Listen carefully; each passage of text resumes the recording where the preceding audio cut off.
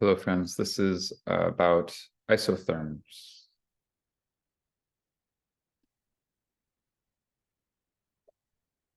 What an isotherm is a graph of pressure versus volume where there is a constant temperature. It's a line of constant temperature. So the line that represents constant temperature, line of constant temperature, is called an isotherm on the graph. So since pressure is nRT over V, and these are all constant if we have constant temperature, these are all constant.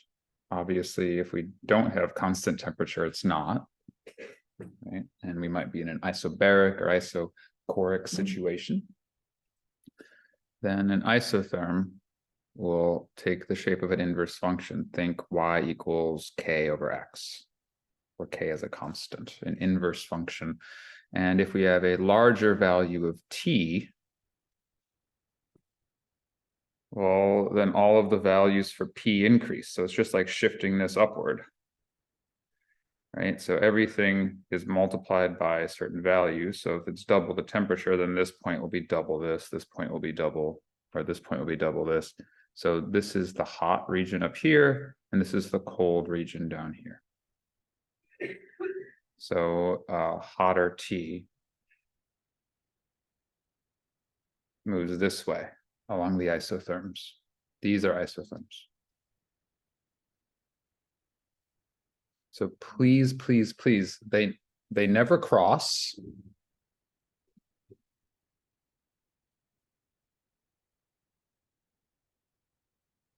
Right? And if we were to graph an isobaric process at constant pressure, it would go from some temperature 1, let's say we do isobaric heating, to temperature 2. Well, temperature 1 is along an isotherm, temperature 2 is along an isotherm. So we're moving between isotherms, right? Going from some volume 1 to volume 2. So you want to be really good at graphing of like, okay, here's point 1 at V1 P naught, which is constant, and here's V2 at P naught V2, and that corresponds to these isotherms T1 and T2. If you do an isochoric, same thing. Let's say between the same two temperatures, right? Let's say we have a V naught and we have T1 and T2. We'll notice where it crosses the isotherms is here and here. That'll be our P1 and our P2. Let's maybe let's do cooling for this one. So this one was isobaric heating. It's isochoric cooling, just to switch it up, right? So we're going from, in this case, maybe it's the same temperatures, but it's always important to know which one we start with. We start here and here. So this is our T1, T2. Here's our V naught. Here's our P1 here, and we go down to P2 down there. So again, we can go through from isotherms going horizontally. We can go from them going vertically. There's another way we can go between them that we're not going to talk about yet, but that's pretty much it. It's pretty straightforward. The isotherms are an inverse graph, an inverse function. And this is what an isobaric process looks like. This is what an isochoric process looks like. Pause the video if you want to review it, but this is it. This is the information. I hope it makes sense. Let's do an example with numbers. Let's say I have an initial pressure of 1 atm and a volume of 1 liter and an initial temperature of 300 Kelvin. And I'm changing volume, right? So volume 2 is, let's say, 200 milliliters at constant temperature. What is P2? So you want to graph this isotherm. So what does the graph look like? Well, I had V1 here, 1 liter. We want these units to match. I'll switch to liters. So 200 milliliters is 0.2 liters. That's a fifth of a liter. So I went from 1 to 0.2. We want to graph it accurately. So 1, 2, 3, 4, 5. 0.2, 0.4, 0.6, 0.8, 1. And then 1.2, keep it going.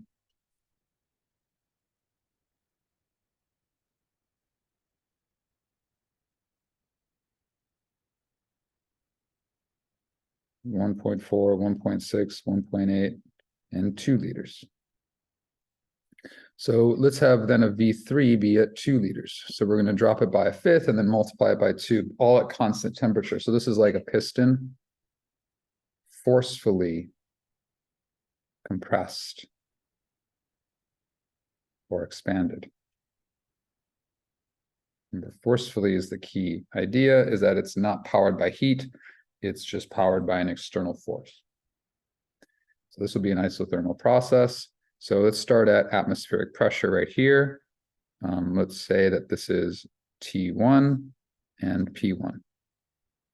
Well, if we go to a fifth the volume, that's going to be 5 times the pressure. So that's going to be 1, 2, 3, 4, 5. And let's be a little more exact here.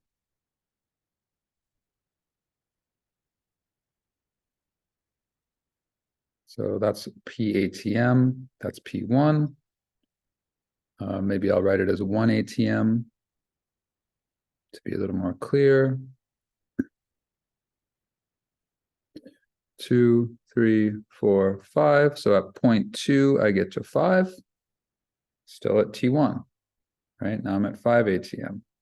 So that's my 0.1, that's my 0.2. So then I'm going to go from 1 to 2 in like a curvy shape. But to get the real shape, maybe we should look at what would happen if I went to 2. So at 2, right?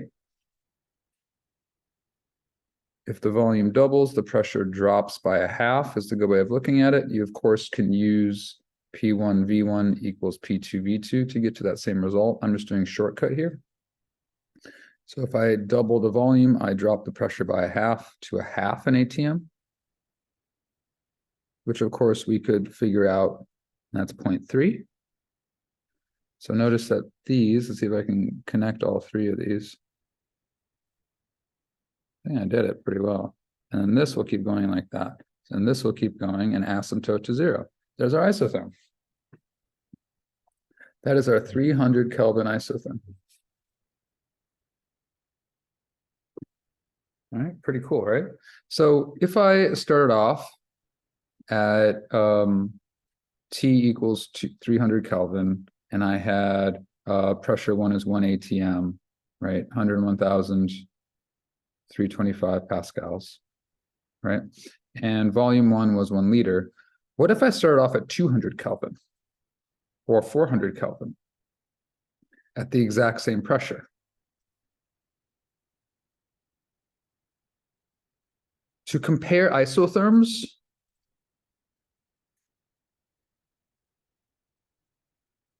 on the same graph, N has to be constant. Otherwise, it doesn't work. Otherwise, if I could change N and I'd have the same graph, I could then start with 1 liter at 200 Kelvin, and I would just have a different value of N. So here I need to solve for N. So what is N at 300 Kelvin, 1 ATM, and 1 liter? Hold on.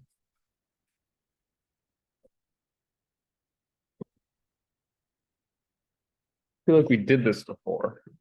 So I just do PV equals nRT. So N is PV over RT, which is going to be 101,325 times 0.001 divided by 300 divided by 8.31. And indeed, this rings a bell. It's going to be 0.04 moles. Technically, it's 0.04064338, right? But I think I can round to 0.04 there and be okay. We kind of want to be careful with rounding, and I would take a few digits. So even 0.04 0.4064 might be nice, but 0.04 should get us there. So the question is, what is the volume of this for this and this if we're starting at 1 atm or 200 Kelvin? I could also keep volume constant and find the different pressure. The point is we want to compare isotherms on the same graph. We need N to be constant. Otherwise, it would just be the same exact graph of isotherms. And if you guys remember from for pressure and volume to vary, right, I can change N and T to get the same PV. So I need N to be constant so that only T varies. With if I want to do a different inverse function of P equals nRT over V, I need only T to be the variant of increasing the isotherms or decreasing the isotherms. I hope that made sense. So anyway, so I have this many moles. V is going to be nRT over P, which is just going to be this times 8.31. I feel like I could have done this easier. Times, I feel like there's a definite better way of doing this, which is kind of cool. But I'm cranking through it. Times 200 divided by 101,325. And then I get times 1,000, so convert back to liters, and I get 2/3 of a liter, which makes sense because that's 2/3 the temperature. So this is 2/3 the liter, and that's the shortcut, right? So you can almost think of this as like a isobaric process getting me from here to here, right? You can think of this like isobaric cooling. I could also do isochoric cooling and heating to get to a new isotherm. So isobaric cooling, T times 2/3 means V times 2/3. That's the shortcut. I was like, there's a shortcut here, and that's what it is. So here, if it's going from here to here, T times 2, that's going to be V times 2. So here the V is going to be 4/3 of a liter. So let's graph this. So if I have, right, what I have, 1 liter, and then 2/3 of a liter, and then 4/3 of a liter. They were all at 1 atm. This was T1 is 300 Kelvin, and that graph is going to look something like, so at 2 liters, remember, it was at 1/2 an atm. Right there, right? And then at, even at 3/2, it's going to be at 1.5, which is kind of cool. So it's 1 atm, 1.5 at 3/2, it's going to be at 1.5 atm because those are inversely proportional. So I also have a point here. So my first isotherm goes like this. That's 300 Kelvin. That's T1. I had T2 be 200 Kelvin. Now that should be lower, and that should make sense because T2 is going to be 200 Kelvin, right? And I guess you can call that P2, V2, T3, P3, V3, right? It's going to be 2/3 of a liter for the same pressure. So I have the same pressure, but now 2/3 of a liter. So look, it moves over this way, right? Like that. And if I double to 4/3, I'm now at 1/2 an atm, right? I'm doubling to 4/3, and I'm at 1/2 an atm, right? And then maybe I'm going to divide it by 1/2 to get to 1/3 liter. That's going to double to 2 atm. So I now go 1/2, I go double. So now I'm doing my isothermal. Pressure is inversely proportional to temperature. There's my 200 Kelvin right there.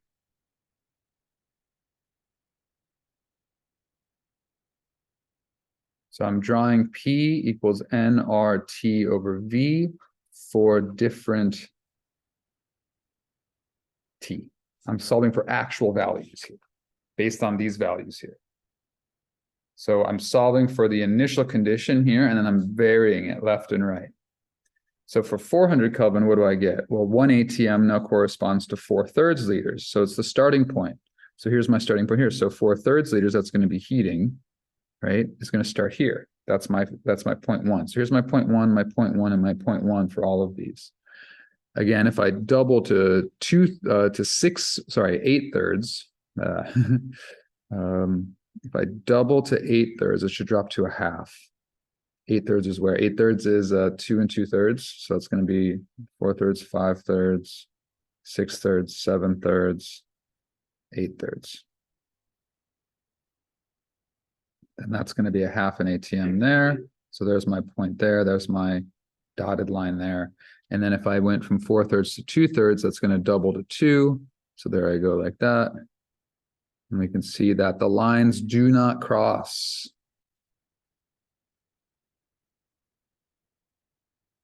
Right? They're just shifting up. You see how this is colder and this is hotter, and the isotherms do not cross each other? Because for any given volume, there's a higher pressure for the same temperature, right? And for any given pressure, there's a higher volume for the same temperature if we're graphing the isotherms. So they're never going to cross. So if I can draw these in like different colors, here's your 200 Kelvin. All right. Let's get some hot pink in here. Here's your 300 Kelvin. I want the next one to be green. What do you guys feel about green? I like green. And here's the lime green, 400 Kelvin. Like that. They're going to asymptote 0 for sure, but the 200 will get closer to 0 than 400 for any given. It'll always be twice as close to the graph because it's half the temperature for any given pressure on the graph, right? Say this is half an ATM, this will be a quarter of an ATM. Because this will always be half, right? If I do an isochoric process and I have half, right, half the temperature, that corresponds to half the pressure. So see how ratios really help us? That's how I did this. I was like, okay, I'm starting at 2/3, right? And I go to 1/3. Well, 1/3 gives me twice it, right? So temperature being constant, volume times a half is pressure times 2, right? So I went down a half and then up twice, right? I reduced volume by a half and then up twice. Sorry, it's not actually going left and right. I just wanted to say, okay, where is this point on the graph? Well, that's going to be half the volume. Half of 2/3 is 1/3, double the pressure to 2. Kind of cool, right? So that's how I did that. So just so you guys know what I was doing to get these graphs. Hope that makes sense. Those are isotherms. So whenever you're doing isotherms for any given process, this is what they look like. This is really the takeaway right here. These things. So if you have isobaric heating or isochoric cooling or any of the others, you're going to always go between isotherms that are always kind of like, I don't know if parallel is the right word, but they sit within each other and they never cross. That's it. That's all we got. See you guys later.